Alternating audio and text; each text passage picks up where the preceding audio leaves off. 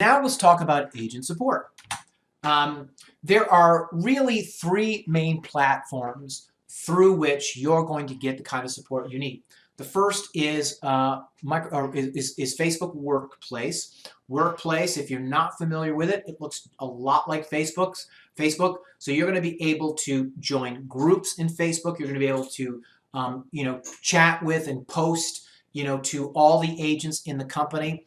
At one time, you can DM agents. Agents form themselves into groups. So it's going to be one of those primary places where you're going to go to get support, to interact with agents, and to ask questions. It's a very robust and active group, very easy to access.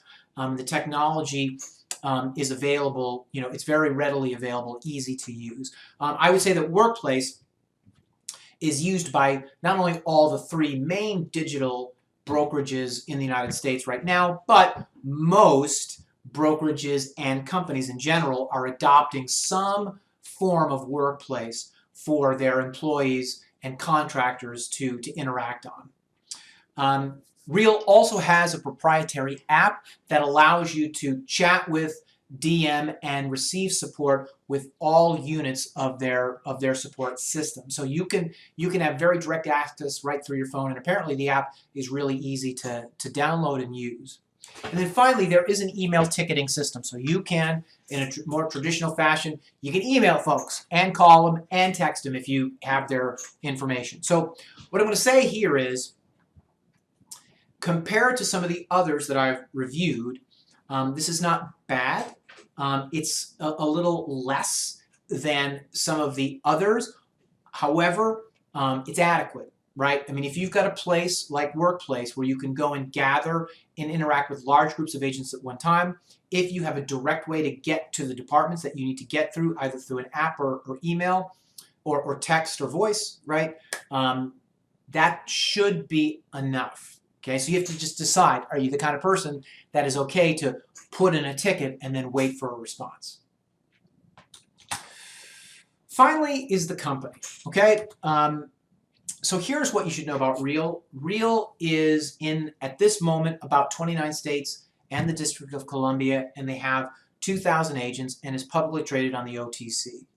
So, the way to look at this, right, is at 2,000 agents, right, it's not a lot of agents. If you took 2,000 and we divided it by 29, on average, it's about 70 agents per state. Now, there are going to be rural areas where there's far fewer, and there's going to be, metropolitan areas where there's going to be more. So the thing you just have to consider is, it's likely, if you're a real agent in any of the geographic areas, there's not going to be a lot of agents around you.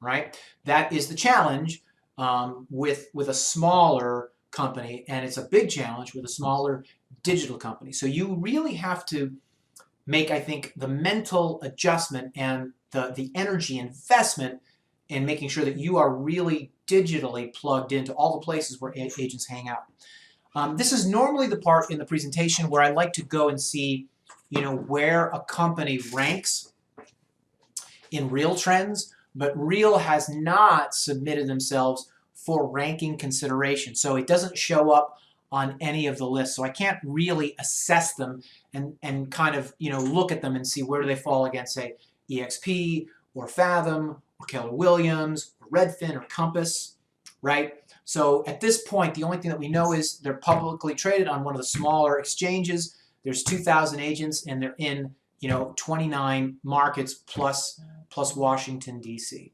Okay? So again, that is sort of my 20,000-foot speed of sound flyby on Real Brokerage. I hope you found that useful.